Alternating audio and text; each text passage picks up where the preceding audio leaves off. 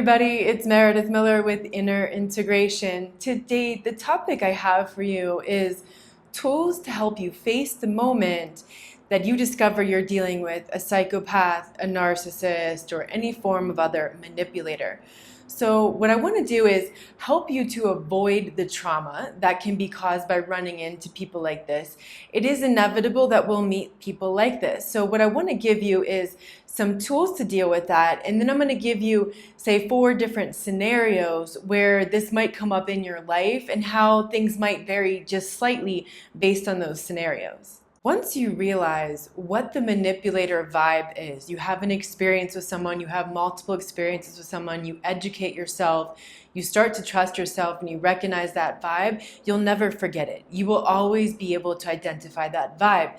You'll feel it. The thing is, your mind might still try to minimize, rationalize, justify, or otherwise discount that perception you had, especially when it's early on and very subtle. The next challenge is maybe then you go to your friends or your family who don't really have any experience dealing with people like this, or they just haven't really identified those patterns yet, and they give you bad advice and they minimize or rationalize or justify their actions. But you will undoubtedly feel it. You will recognize that vibe, and it's important to trust that. That's all you need. You might hang around looking for more proof. There's kind of a morbid curiosity that can take place. It's like, well, it's just so subtle, so you want to stick around and wait for more proof. And the thing is, like, especially when you're dealing with talking to people about this, you're damned if you do and damned if you don't. Because if you recognize the subtle signs at the beginning and you call it out and you tell your friends, maybe they'll say something like, oh, I'm sure that's not what it was, normal people, blah, blah, blah. They minimize, rationalize, whatever. The flip side is if you don't listen to that feeling and you go for that morbid curiosity where you're like, well, I'll just wait around for like a bigger proof. And then you tell your friends, like, this awful thing happened to me. And they'll be like, well, yeah, he's a manipulator. She's a manipulator. I can't believe you didn't figure it out. You've got a broken picker. And they might say really victim shaming things like this to you. So it's almost like you're damned if you do and you're damned if you don't. And that's the interesting thing about dealing with this. So it doesn't matter what other people think. It doesn't matter if they think you're crazy for cutting someone off. What matters is your feeling of intuition and you acting on that feeling of intuition. So if you're having self-doubt, then you need to work on your self-trust. This skill of recognizing manipulators sooner rather than later is so important to your thriving in life. It's important to survive to be able to recognize this, but it is absolutely necessary in order for you to thrive, to live your dreams. Because if you have toxic people and situations in your life, that is going to poison your life and your environment, and it is going to hold you back from realizing your potential. You've got to get those toxic people and situations out, otherwise they will drag you down. The skill of being able to recognize a manipulator when you see one is going to help you to create your dreams and live a life of purpose. By the way, this is what I'll be teaching in the new group monthly program starting February 23rd. It's a Saturday. Stay tuned to Instagram and Facebook for more updates on that program. There'll be a live webcast once a month. It's 2 hours. It'll include a Q&A. And it will be a group really focused on the later stage 2 and then moving into and truly thriving in life in stage 3. So again, stay tuned to Instagram and Facebook to find out more details about that, and also how to find out how to get one-on-one time with me. So now I want to give you 6 tools to serve you for when the manipulator reveals themselves. Number 1 is the most foundational one: self-trust. Self-trust tells you, I know what I feel. I know what that vibe is. That's you listening to your intuition and that feeling. That's you not listening to people giving you bad advice. That's you not listening to people who care about you but are just clueless and naive and just don't know what that looks like. You have been awakened to something that not a lot of people are aware of. So listen to yourself and your feeling first. Number 2 is self-worth. Self-worth tells you, I deserve better than this. Now, we're not talking about entitlement here, because there's plenty of narcissistic women who think that they're the victim when their man doesn't buy them a $3,000 handbag, right? Or narcissistic men who think that they're the victim when their woman doesn't let them do whatever they want to their body when they don't want it, that degrades them. Okay, those are examples of entitlement. That's not self-worth. That's an exaggerated sense of entitlement, feeling like the world owes you something. Self-worth is you knowing your value. Self-worth is you being able to put up the boundaries that protect your value. So when you recognize that someone is not respecting you, that's where you got to turn back to your self-worth. Number 3 is self-confidence. Self-confidence tells you, been there, done that, and I can do it again.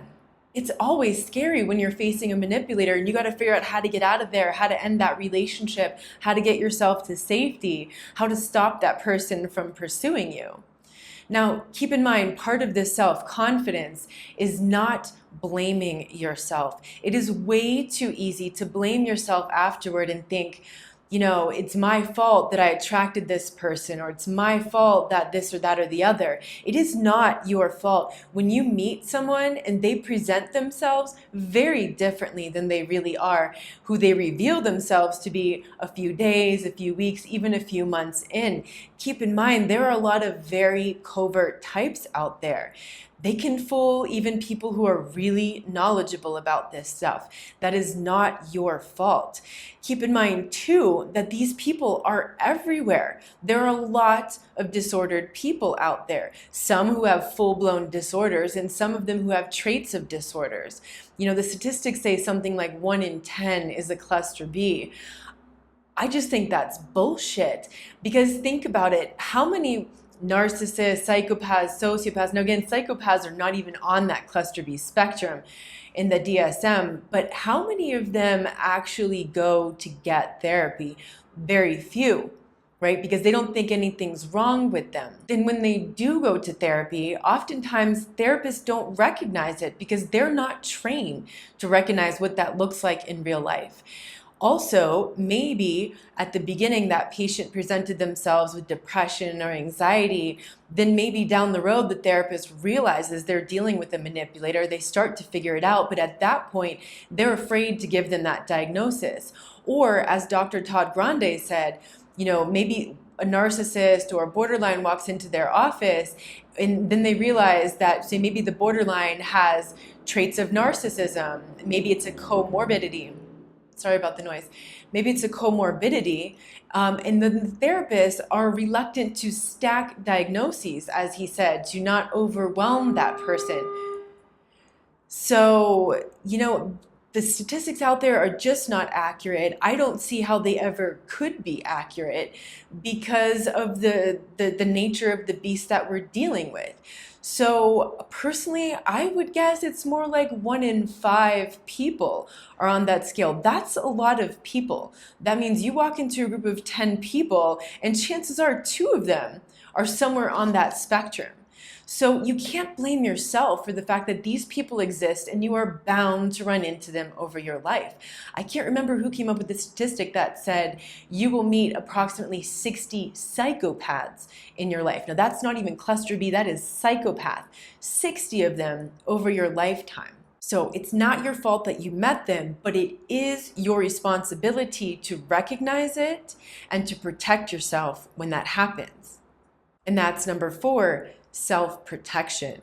These are your boundaries. This is going no contact as soon as possible in order to protect your value, your peace, your health, your sanity, your safety. Your very life could be dependent on this. Not to mention your success, being able to create your dreams and manifest what you want to in this life. That is not going to happen when you have toxic people in your environment. Number 5 is self-reflection. So again, number 5 is not number 1. I don't want you to really start digging into this right in the moment when you're dealing with that person, because you might go to the self-doubt. That's why you have to lay the foundation of self-trust. Go through those processes with your value, with your protection, and the self-confidence of not blaming yourself. And then after you've got your space, your boundaries, your distance, because remember, the distance is going to give you that ability to get new perspective. Then you want to start asking yourself and journaling even, what was that? What did I feel in the moment that I recognized it? What did it feel like in my body? What were the signs that I felt inside of me that recognized it? And most importantly, ask yourself, where did I almost compromise my self-trust, my boundaries, my value? Where did I start to doubt myself? And why? Because that is so valuable. Again, not to beat yourself up for that, but to serve you in moving forward so that you don't doubt yourself next time, so that when those doubts start to come up, because they will, if you're a human being with empathy, with a conscience, you're going to doubt yourself. You're going to be like, okay, maybe that person's right. Let me check in. That's healthy.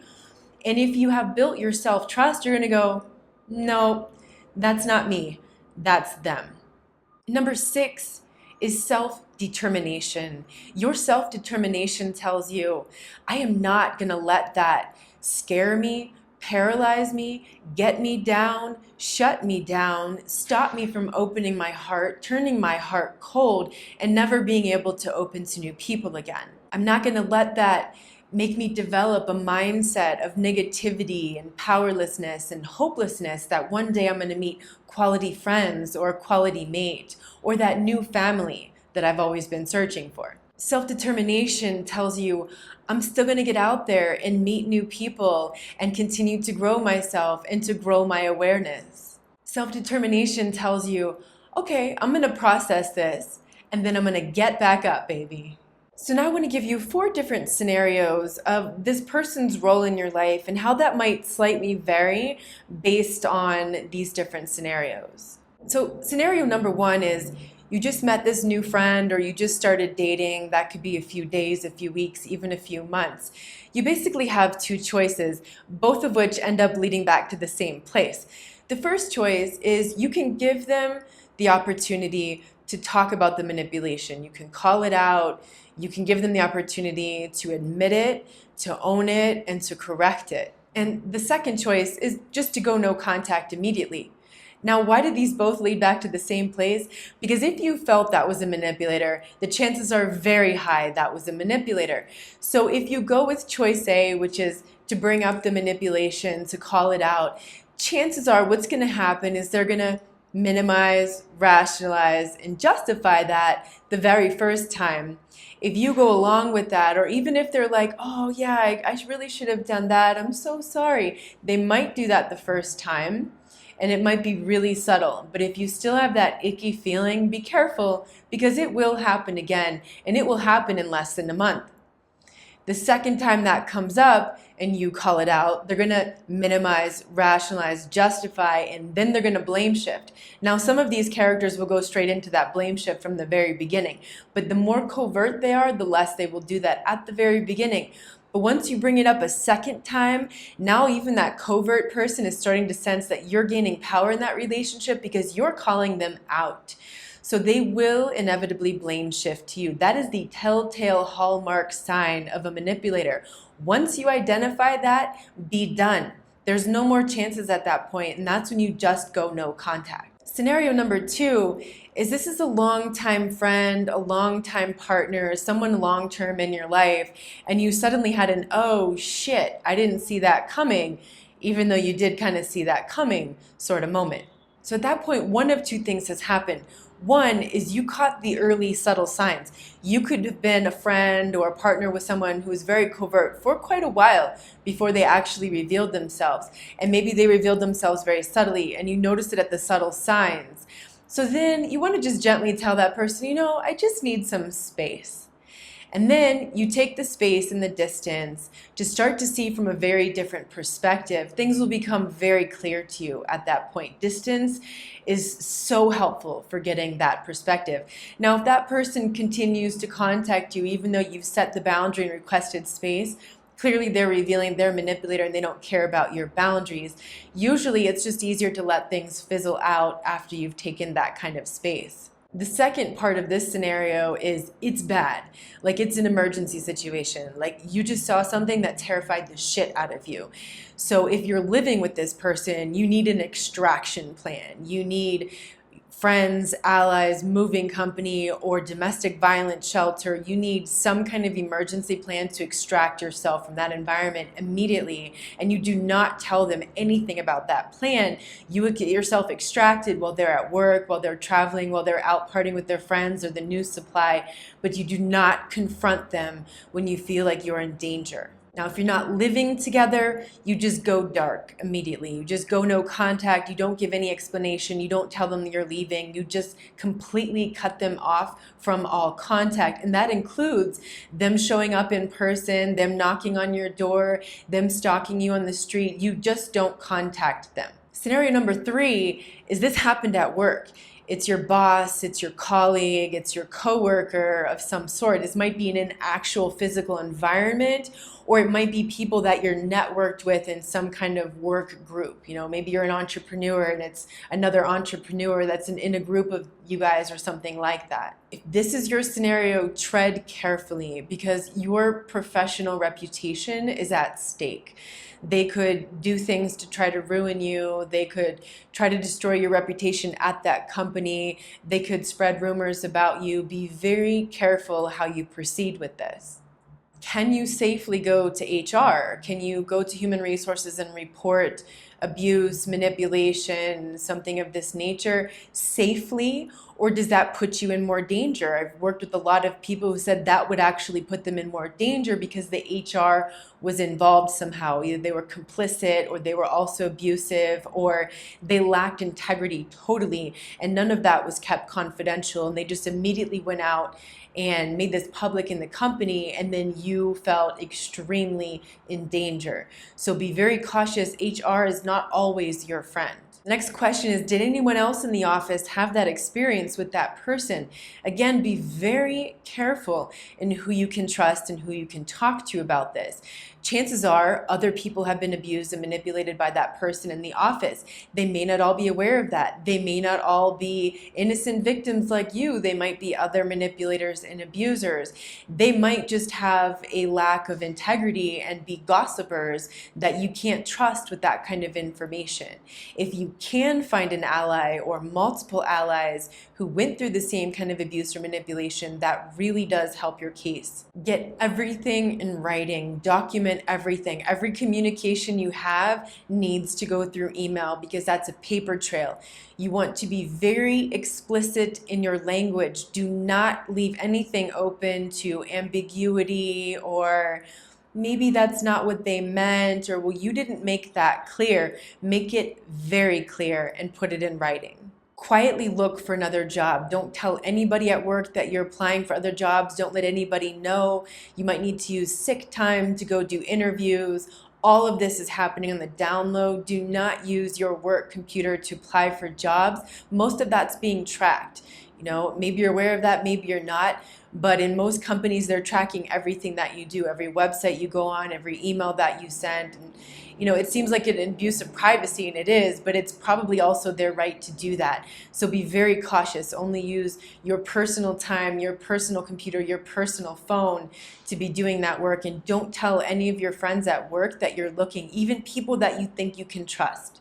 Be very careful. And finally, spend no personal time with that person. Do not have any personal dialogues. Keep it only to communication about work. And again, all of that is in writing. Scenario number 4 is you identified someone as a manipulator in your social group. This could be one or more people in a social group of some sort. First, ask yourself, who in that group can you trust? Like, who can you really trust? Or who do you really hope that you can trust? And go talk to them. Now be careful, because as soon as you start to bring this up, be very cautious of their reaction. Are they believing you? Are they listening to you? Have they had similar experiences or perceptions? Do they name other people who feel the same way as you do about that person? Or are they completely invalidating you, shutting you down, justifying their behavior, clueless, or blaming you for what happened? Get as real and explicit as possible to find out where that person really stands on the matter. If they don't get it, if you're the only one in that group who knows who that abuser or manipulator is, that's a deal breaker. You got to get yourself out of that environment because that's not going to be good for your sanity. That's always going to be invalidating to you. That's always going to leave you open to abuse and feeling resentful and angry and frustrated. It's going to cause you to act out and do things that you regret. That is just not a good situation for you. Do not underestimate the power of one person to poison a group of otherwise good people. So that's the topic I have for you today. I hope that was helpful for you. If you'd like to add anything in the comments, feel free to do so. I am sending you all a big hug.